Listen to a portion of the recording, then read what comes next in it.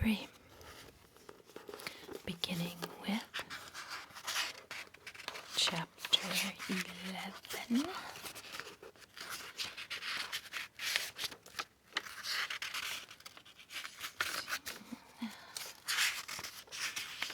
Chapter 11. Okay. When the ladies removed after dinner, Elizabeth ran up to her sister, and seeing her well guarded from cold, attended her into the drawing-room, where she was welcomed by her two friends with many professions of pleasure, and Elizabeth had never seen them so agreeable as they were during the hour which passed before the gentlemen appeared. Their powers of conversation were considerable. They could describe an entertainment with accuracy, relate an anecdote with humor, and laugh at their acquaintance with spirit. But when the gentlemen entered, Jane was no longer the first object. Miss Bingley's eyes were instantly turned toward Darcy, and she had something to say to him before he advanced many steps. He addressed himself directly to Miss Bennet with a polite congratulation. Mr. Hurst also made her a slight bow and said he was very glad, but diffusiveness and warmth remained for Bingley's salutation. He was full of joy and attention. The first half hour was spent in piling up the fire, lest she should suffer from the change of room, and she removed at his desire to the other side of the fireplace, that she might be farther from the door. He then sat down by her and talked scarcely to anyone else. Elizabeth, at work in the opposite corner, saw it all with great delight. When tea was over, Mr. Hurst reminded his sister-in-law of the card table, but in vain. She had obtained private intelligence that Mr. Darcy did not wish for cards, and Mr. Hurst soon found even his open petition rejected. She assured him that no one intended to play, and the silence of the whole party on the subject seemed to justify her. Mr. Hurst had therefore nothing to do but to stretch himself on one of the sofas and go to sleep. Darcy took up a book. Miss Bingley did the same, and Mrs. Hurst, principally occupied in playing with her bracelets and rings, joined now and then in her brother's conversation with Miss Bennet. Miss Bingley's attention was quite as much engaged in watching Mr. Darcy's progress through his book as in reading her own, and she was perpetually either making some inquiry or looking at his page. She could not win him, however, to any conversation. He merely answered her question and read on. At length, quite exhausted by the attempt to be amused with her own book, which she had only chosen because it was the second volume of his, she gave a great yawn and said, "Oh, how pleasant it is to spend an evening in this way. I declare, after all, there is no enjoyment like reading. How much sooner one tires of anything than of a book. When I have a house of my own, I shall be miserable if I have not an excellent library." No one made any reply. She then yawned again, drew aside her book, and cast her eyes round the room in quest of some amusement. When hearing her brother mentioning a ball to Miss Bennet, she turned suddenly towards him and said, "By the by, Charles, are you really serious in meditating a dance at Netherfield? I would advise you, before you determine on it, to consult the wishes of the present party. I am much mistaken if there are not some amongst us to whom a ball would be rather a punishment than a pleasure." If you mean Darcy, cried her brother, he may go to bed if he chooses, before it begins. But as for the ball, it is quite a settled thing, and as soon as Nichols has made white soup enough, I shall send round my cards. I should like balls infinitely better, she replied, if they were carried on in a different manner. But there is something insufferably tedious in the usual process of such a meeting. It would surely be much more rational if conversation, instead of dancing, made the order of the day. Much more rational, my dear Caroline, I dare say, but it would not be near so much like a ball. Miss Bingley made no answer, and soon afterwards got up and walked around the room. Her figure was elegant, and she walked well, but Darcy, at whom it was all aimed, was still inflexibly studious. In the desperation of her feelings, she resolved on one more effort more, and turning to Elizabeth, said, Miss Eliza Bennet, let me persuade you to follow my example and take a turn about the room. I assure you it is very refreshing after sitting so long in one attitude. Elizabeth was surprised, but agreed to it immediately. Miss Bingley succeeded no less in the real object of her civility. Mr. Darcy looked up. He was as much awake to the novelty of attention in that quarter as Elizabeth herself could be, and unconsciously closed his book. He was directly invited to join their party, but he declined it, observing that he could imagine but two motives for their choosing to walk up and down the room together, with either of which motives his joining them would interfere. What could he mean? She was dying to know. What could be his meaning? And asked Elizabeth whether she could at all understand him. Not at all, was her answer, but depend upon it, he means to be severe on us, and our surest way of disappointing him will be to ask nothing about it. Miss Bingley, however, was incapable of disappointing Mr. Darcy in anything, and persevered, therefore, in requiring an explanation of his two motives. I have not the smallest objection to explaining them, said he, as soon as she allowed him to speak. You either choose this method of passing the evening because you are in each other's confidence and have secret affairs to discuss, or because you are conscious that your figures appear to be to the greatest advantage in walking. If the first, I should be completely in your way, and if the second, I can admire you much better as I sit by the fire. Oh, shocking, cried Miss Bingley. I never heard anything so abominable. How shall we punish him for such a speech? Nothing so easy if you have but the inclination, said Elizabeth. We can all plague and punish one another, tease him, laugh at him. Intimate as you are, you must know how it is to be done. But upon my honor, I do not. I do assure you that my intimacy has not yet taught me that. Tease calmness of temper and presence of mind. No, I feel he may defy us there. And as to laughter, we will not expose ourselves, if you please, by attempting to laugh without a subject. Mr. Darcy may hug himself.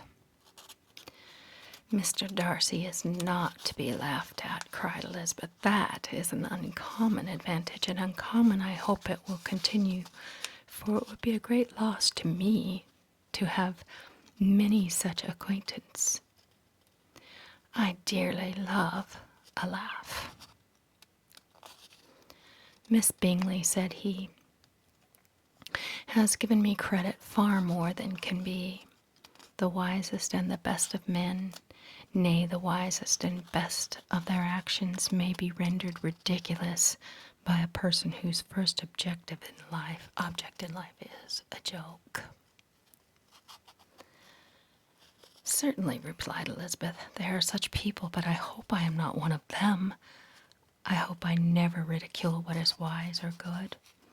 Follies and nonsense, whims and inconsistencies do divert me, I own, and I laugh at them whenever I can. But these, I suppose, are precisely what you are without. Perhaps that is not impossible for anyone, but it has been the study of my life to avoid those weaknesses which often expose a strong understanding to ridicule. Such as vanity and pride? Yes, vanity is a weakness indeed, but pride, where there is a real superiority of mind, pride will always be under good regulation. Elizabeth turned away to hide a smile. Your examination of Mr. Darcy is over, I presume, said Miss Bingley. And pray, what is the result? I am perfectly convinced by it that Mr. Darcy has no defect. He owns it himself without disguise. No, said Darcy, I have made no such pretension. I have faults enough, but they are not, I hope, of understanding. My temper I dare not vouch for. It is, I believe, too little yielding, certainly too little for the convenience of the world. I cannot forget the follies and vices of others as soon as I ought, nor their offenses against myself. My feelings are not puffed up about with every attempt to move them. My temper would perhaps be called resentful. My good opinion, once lost, is lost forever. That is a failing indeed, cried Elizabeth. Implacable resentment is a shade in a character. But you have chosen your fault well. I really cannot laugh at it. You are safe from me. There is, I believe, in every disposition a tendency to some particular evil, a natural defect which not even the best education can overcome. And your defect is a propensity to hate everybody. And yours, he replied with a smile, is willfully to misunderstand them. Do let us have a little music, cried Miss Bingley, tired of a conversation in which she had no share. Louisa, you will not mind my waking Mr. Hurst? Her sister made not the smallest objection, and the pianoforte was opened, and Darcy, after a few moments' recollection, was not sorry for it. He began to feel the danger of paying Elizabeth too much attention. All right, chapter 12. In consequence of an agreement between the sisters, Elizabeth wrote the next morning to her mother to beg that the carriage might be sent for them in the course of the day. But Mrs. Bennet, who had calculated on her daughter's remaining in Netherfield till the following Tuesday, which would exactly finish Jane's week, could not bring herself to receive them with pleasure before. Her answer, therefore, was not propitious, at least not to Elizabeth's wishes, for she was impatient to get home. Mrs. Bennet sent them word that they could not possibly have the carriage before Tuesday, and in her postscript it was added that if Mr. Bingley and his sister pressed them to stay longer, she could spare them very well. Against staying longer, however, Elizabeth was positively resolved, nor did she much expect it would be asked, and fearful, on the contrary, as being considered as intruding themselves needlessly long, she urged Jane to borrow Mr. Bingley's carriage immediately, and at length it was settled that their original design of leaving Netherfield that morning should be mentioned and the request made. The communication excited many professions of concern, and enough was said of wishing them to stay at least till the following day to work on Jane, until the morrow their going was deferred. Miss Bingley was then sorry she had proposed the delay, for her jealousy and dislike of one sister much exceeded her affection for the other. The master of the house heard with real sorrow that they were to go soon, and repeatedly tried to persuade Miss Bennet that it would be not safe for her, that she was not enough recovered, but Jane was firm when she felt herself to be right. To Mr. Darcy it was welcome intelligence. Elizabeth had been at Netherfield long enough. She attracted him more than he liked, and Miss Bingley was uncivil to her, and more teasing than usual to himself. He was wisely resolved to be particularly careful that no sign of admiration should now escape him, nothing that could elevate her with the hope of influencing his felicity. Sensible that if such an idea had been suggested, his behavior during the last day must have material weight in confirming or crushing it. Steady to his purpose, he scarcely spoke 10 words to her through the whole of Saturday, and though they were at one time left by themselves for an hour, he adhered most conscientiously to his book, and would not even look at her. On Sunday, after morning service, the separation so agreeable to almost all took place. Miss Bingley's civility to Elizabeth increased at last very rapidly, as well as her affection for Jane, and when they parted, after assuring the latter of the pleasure it would always give her to see her either at Longbourn or Netherfield, and embracing her most tenderly, she even shook hands with the former. Elizabeth took leave of the whole party in the liveliest of spirits. They were not welcomed home very cordially by their mother. Mrs. Bennet wondered at their coming, and thought them very wrong to give so much trouble, and was sure Jane would have caught cold again. But their father, though very laconic in his expressions of pleasure, was really glad to see them. He had felt their importance in the family circle. The evening conversation, when they were all assembled, had lost much of its animation, and almost all its sense, by the absence of Jane and Elizabeth.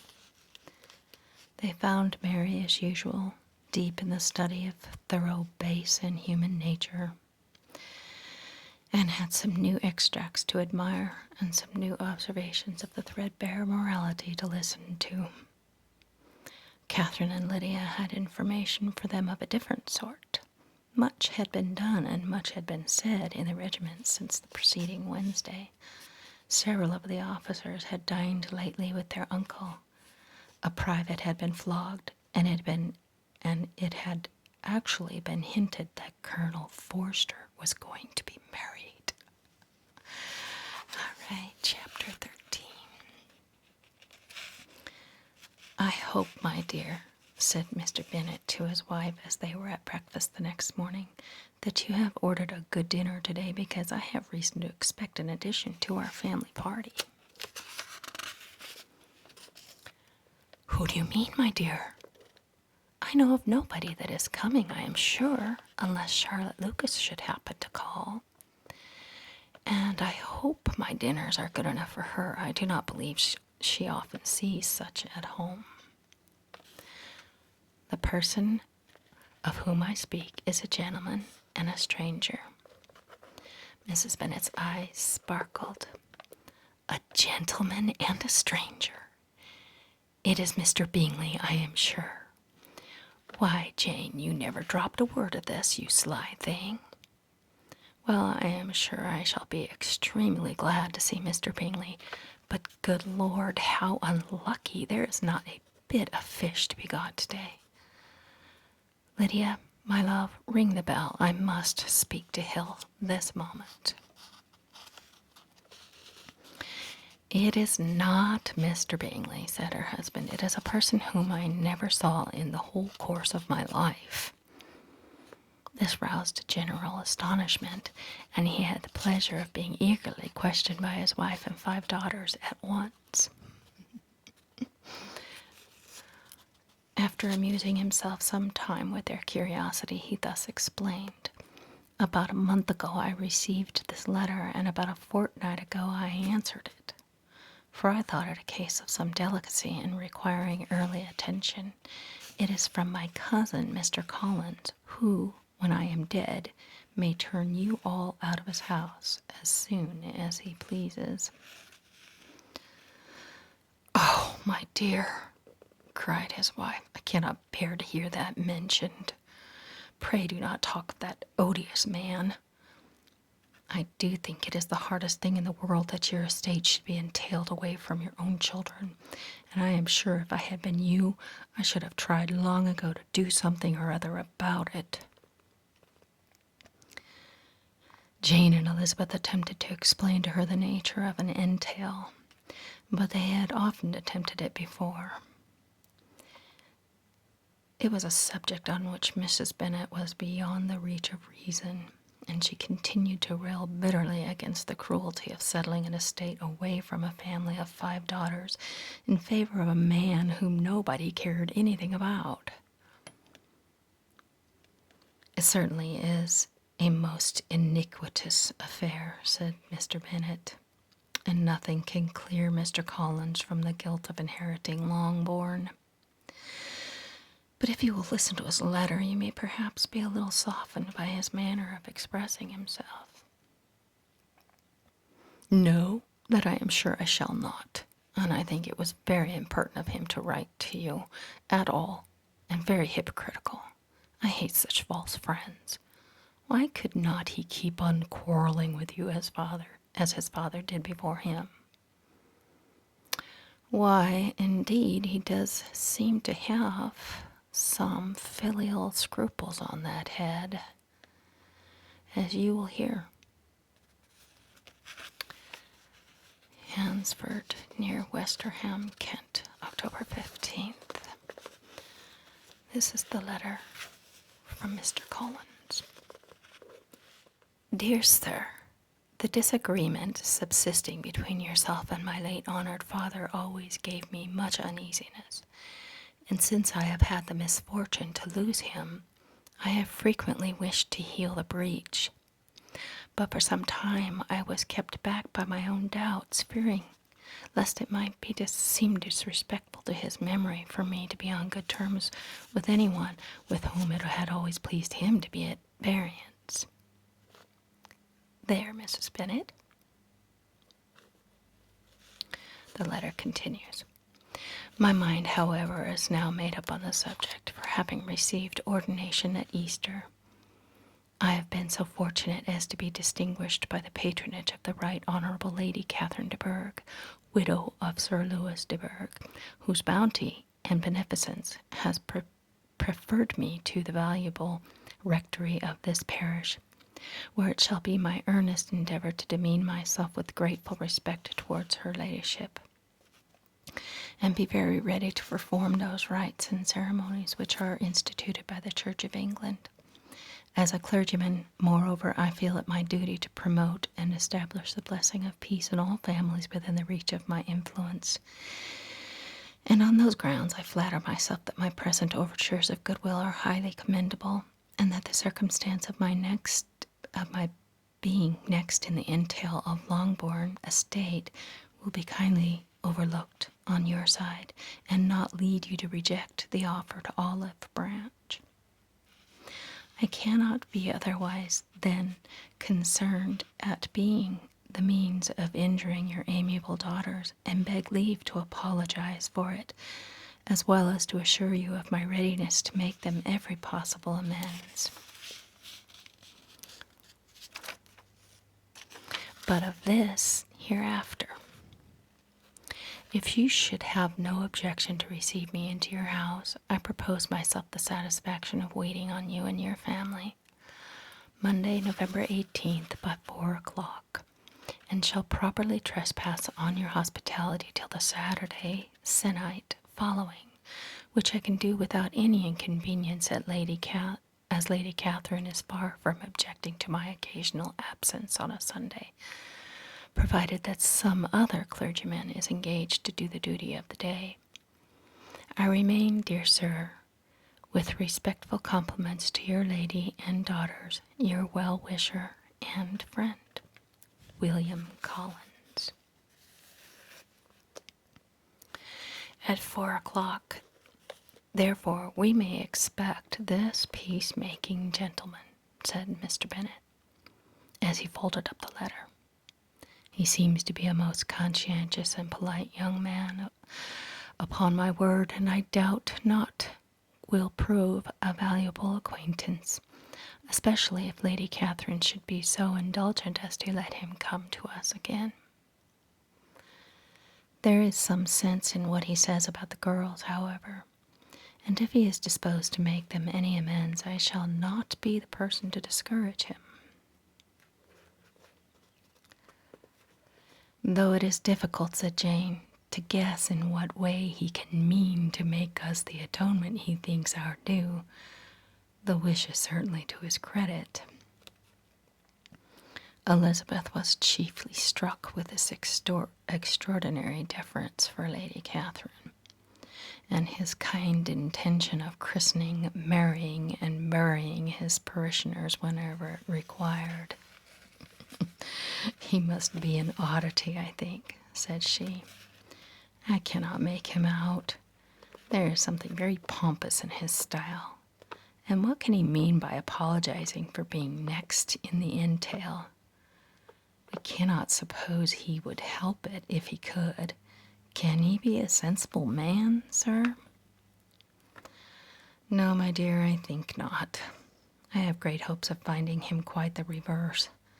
There is a mixture of servility and self-importance in his letter which promises well. I am impatient to see him. In point of composition, said Mary, his letter does not seem defective. The idea of the olive branch, perhaps, is not wholly new, yet I think it well expressed. To Catherine and Lydia, neither the letter nor its writer were in any degree interesting. It was next to impossible that their cousin should come in a scarlet coat, and it was now some weeks since they had received a pleasure from the society of a man in any other color. As for their mother, Mr. Collins' letter had done away much of her ill will, and she was preparing to see him with a degree of composure which astonished her husband and daughters.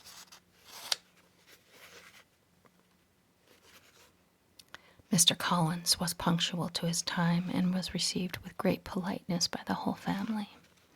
Mr. Bennet, indeed, said little, but the ladies were ready enough to talk, and Mr. Collins seemed neither in need of encouragement nor inclined to be silent himself. He was a tall, heavy-looking young man of 25. His air was grave and stately, and his manners were very formal.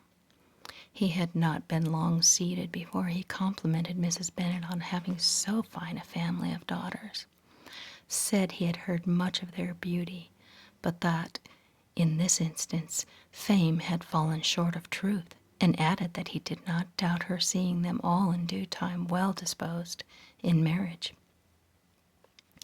This gallantry was not much to the taste of some of his hearers, but Mrs. Bennet, who quarreled with no compliments, answered most readily, "You are very kind, sir, I am sure, and I wish with all my heart it may prove so, for else they will be destitute enough.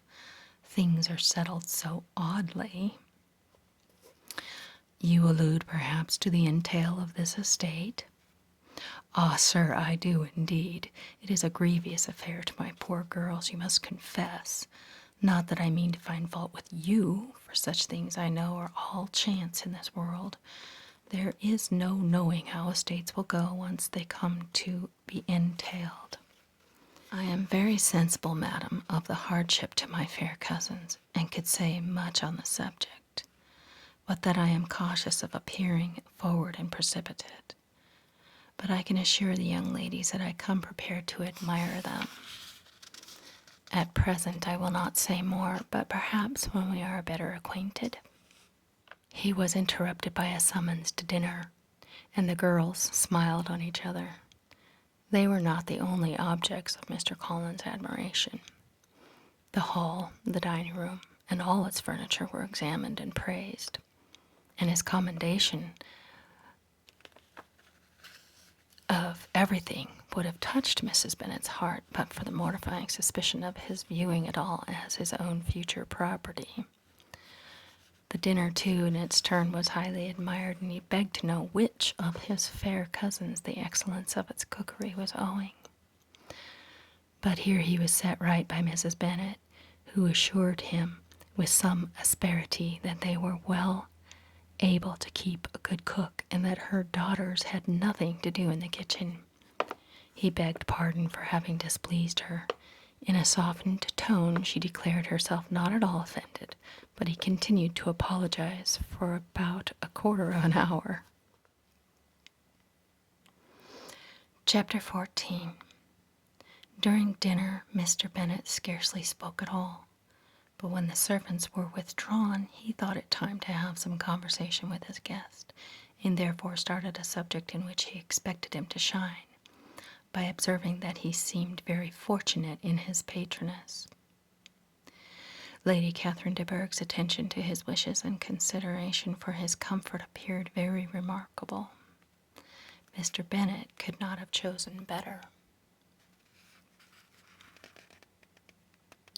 Mr. Collins was eloquent in her praise.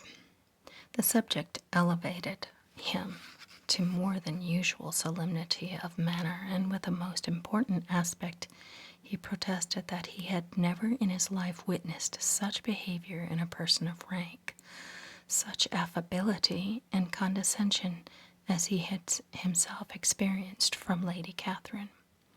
She had been graciously pleased to approve of both the discourses which he had already had the honor of preaching before her. She had also asked him twice to dine at Rosings, and had sent for him only the Saturday before to make up her pool of quadrille in the evening. Lady Catherine was reckoned proud of many people he knew, but he had never seen anything but affability in her. She had always spoken to him as she would do any other gentleman. She made not the slightest objection to his joining in the society of the neighborhood, nor to his leaving his parish occasionally for a week or two to visit his relations. She had even condescended to advise him to marry as soon as he could, provided he chose with discretion, and had once paid him a visit in his humble parsonage, where she had perfectly approved all the alterations he had been making, and had even vouchsafed to suggest some herself. Some shelves in the closet upstairs. That is all very proper and civil, I am sure, said Mrs. Bennet, and I dare say she is a very agreeable woman. It is a pity that great ladies in general are not more like her. Does she live near you, sir? The garden in which stands my humble abode is separated only by a lane from Rosings Park, her ladyship's residence. I think you said she was a widow, sir? Has she any family? She has only one daughter, the heiress of Rosings, and of very extensive property. Ah, cried Mrs. Bennet, shaking her head, then she is better off than many girls. And what sort of young lady is she? Is she handsome? She is most charming young lady indeed. Lady Catherine herself says that in point of true beauty, Miss de Bourgh is far superior to the handsomest of her sex, because there is that in her features which marks the young woman of distinguished birth. She is unfortunately of a sickly constitution, which has prevented her making that progress in many accomplishments which she could not otherwise have failed of. As I am informed by the lady who superintended her education and who still resides with them, but she is perfectly amiable and often condescends to drive by my humble abode in her little phaeton and ponies.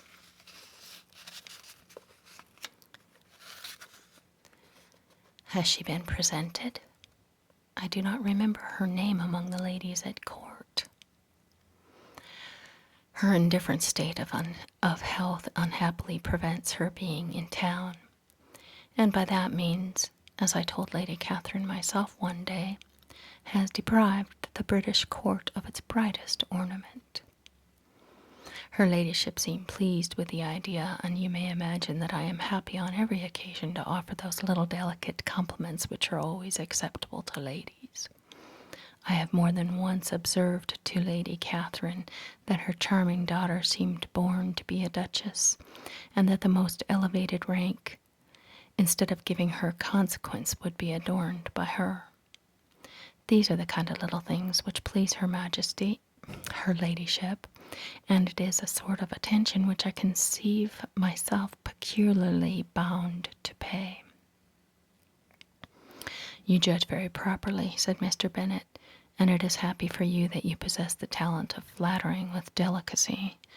May I ask whether these pleasing attentions proceed from the impulse of the moment, or are the result of previous study? They arrive chiefly from what is passing at the time, and though I sometimes amuse myself with suggestions and arranging such little elegant compliments as may be adapted to ordinary occasions, I always wish to give them an unstudied an air as possible. Mr. Bennet's expectations were fully answered. His cousin was absurd as he had hoped, and he listened to him with the keenest enjoyment, maintaining at the same time the most resolute composure of countenance, and except in an occasional glance at Elizabeth, requiring no partner in his pleasure. By tea time, however, the dose had been enough, and Mr. Bennet was glad to take his guest into the drawing-room again, and when tea was over, glad to invite him to read aloud to the ladies.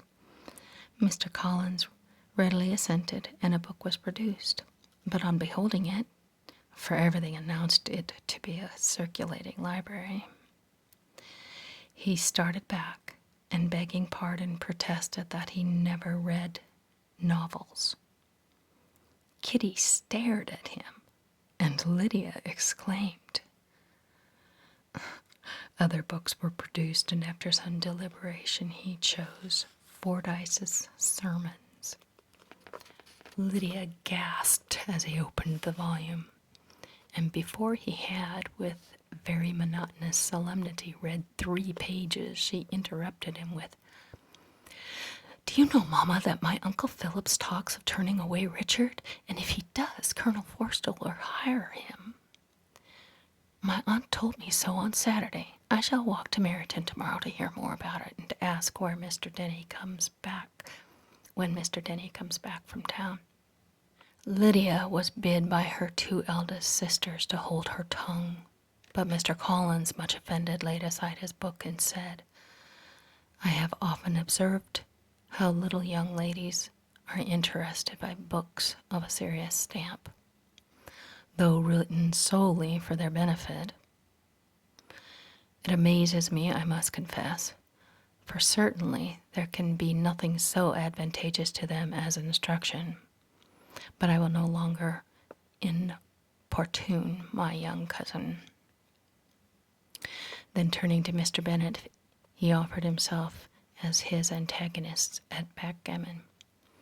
Mr. Bennet accepted the challenge, observing that he acted very wisely in leaving the girls to their own trifling amusements. Mrs. Bennet and her daughters apologized most civilly for Lydia's interruption, and promised that it should never occur again if he would resume his book.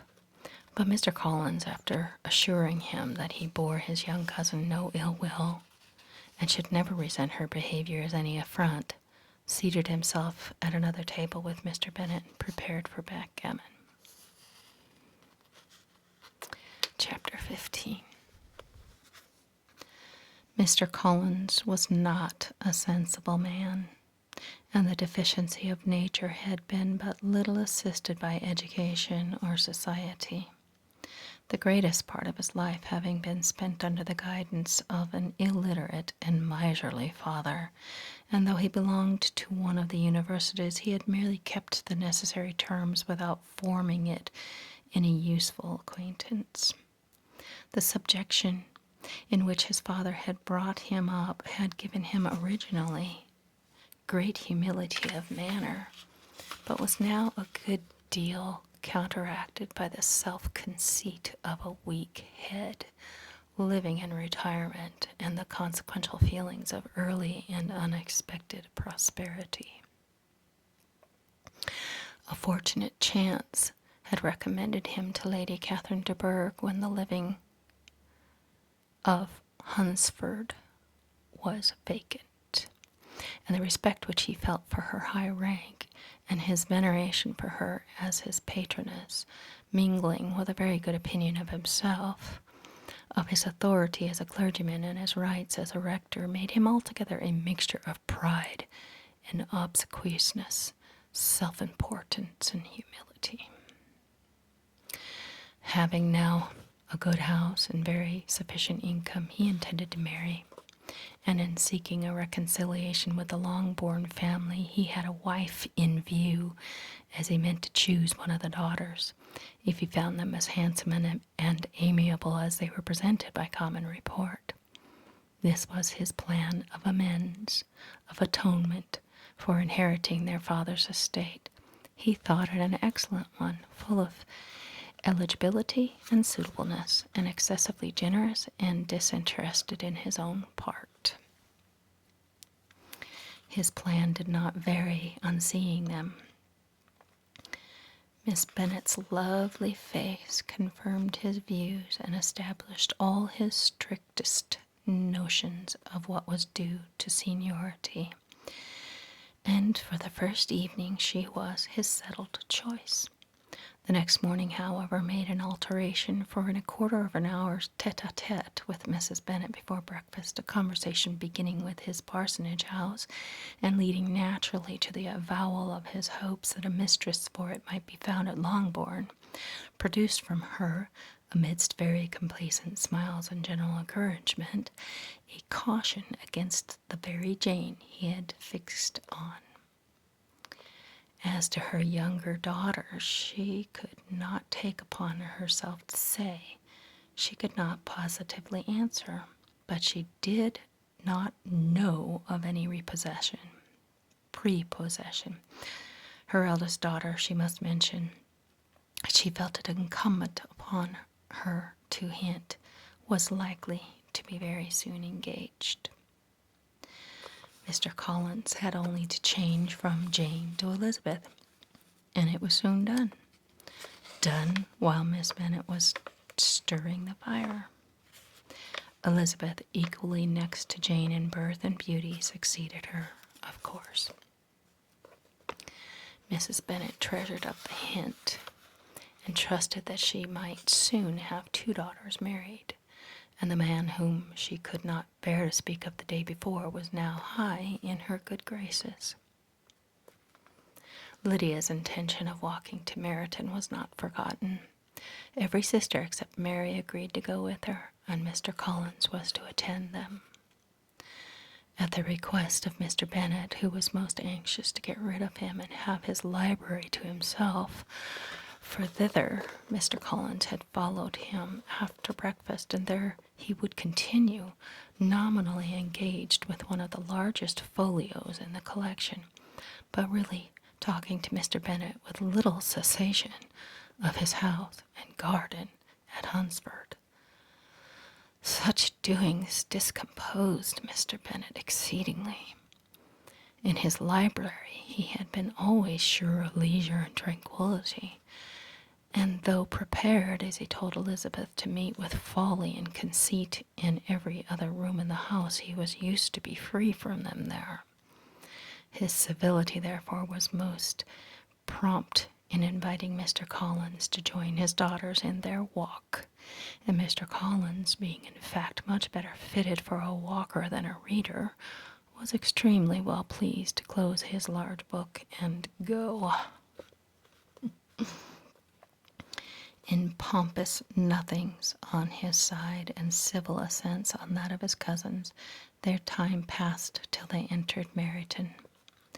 The attention of the younger ones was no longer to be gained by him.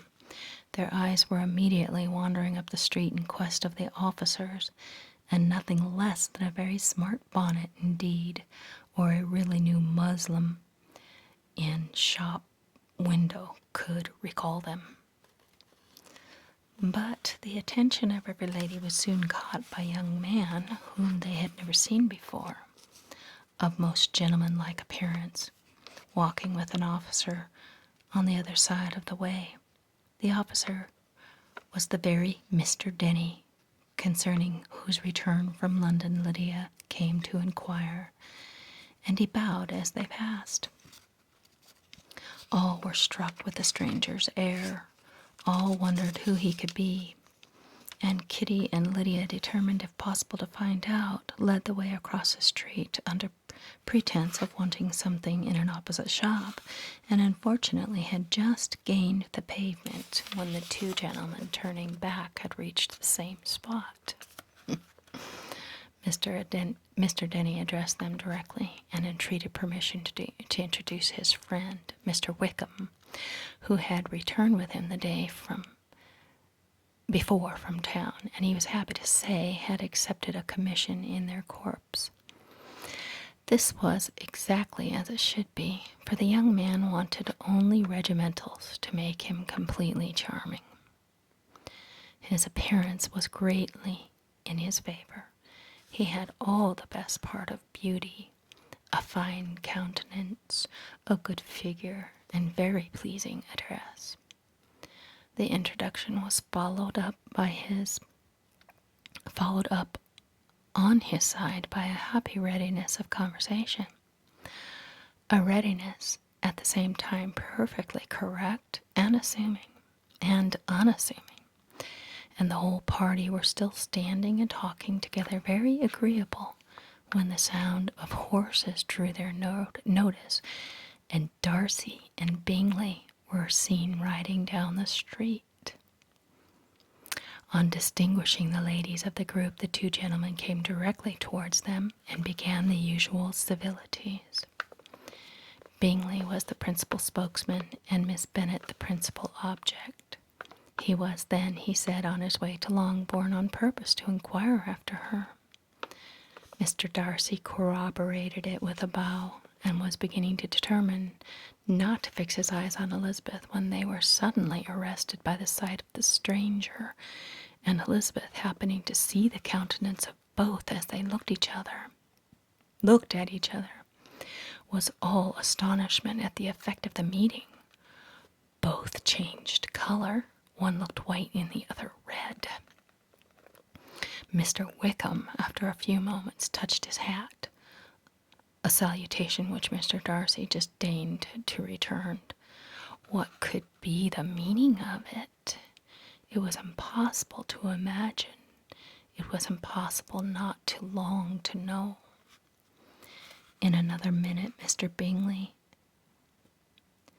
but without seeming to have noticed what passed, took leave and rode on with his friend. Mr. Denny and Mr. Wickham walked with the young ladies to the door of Mr. Phillip's house, and then made their bows, in spite of Miss Lydia's pressing entreaties that they would come on in, and even in spite of Mrs. Phillips throwing up the parlor window and loudly seconding the invitation. Mrs. Phillips was always glad to see her nieces, and the two eldest, from their recent absence, were particularly welcome, and she was eagerly expressing her surprise at their sudden return home, which, as her own carriage had not fetched them, she should have known nothing about if she had not happened to see Mr. Jones' shop boy in the street, who had told her that they were not to send any more draughts to Netherfield because the Miss Bennets were come away, when her civility was claimed towards Mr. Collins by Jane's introduction of him. She received him with her very best politeness, which he returned with as much more, apologizing for his intrusion without any previous acquaintance with her, which he could not help flattering himself, however, might be justified by his relationship to the young ladies who introduced him to her notice. Mrs. Phillips was quite awed by such an excess of good breeding, but her contemplation of one stranger was soon put an end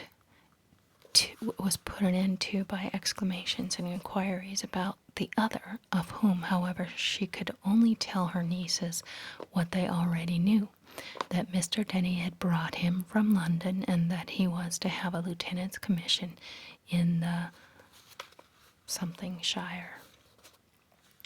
She had been watching him the last hour, she said, as he walked up and down the street, and had Mr. Wickham appeared, Kitty and Lydia would certainly have continued the occupation, but unluckily no one passed the windows now except a few of the officers, who, in comparison with a stranger, were become stupid, disagreeable fellows. Some of them were to dine with the Phillipses the next day, and their aunt promised to make her husband call on Mr. Wickham and give him an invitation also, if the family from Longbourn would come in the evening. This was agreed to, and Mrs. Phillips protested that they would have a nice, comfortable, noisy game of lottery tickets and a little bit of hot supper afterwards. The prospect of such delights was very cheering, and they parted in mutual good spirits. Mr. Collins repeated his apologies in quitting the room, and was assured with unwearying civility that they were perfectly needless. As they walked home, Elizabeth related to Jane what she had seen pass between the two gentlemen, but though Jane would have defended either of both, had they appeared to be wrong, she could no more explain such behavior than her sister. Mr. Collins, on his return, highly gratified Mrs. Bennet by admiring Mrs. Phillips's manners and politeness. He protested that, except Lady Catherine and her daughter, he had never seen a more elegant woman, for she had not only received him with the utmost civility, but had even pointedly included him in her invitation for the next evening, although utterly unknown to her before. Something he supposed might be attributed to his connections with them, but yet he had never met with so much attention in the whole course of his life.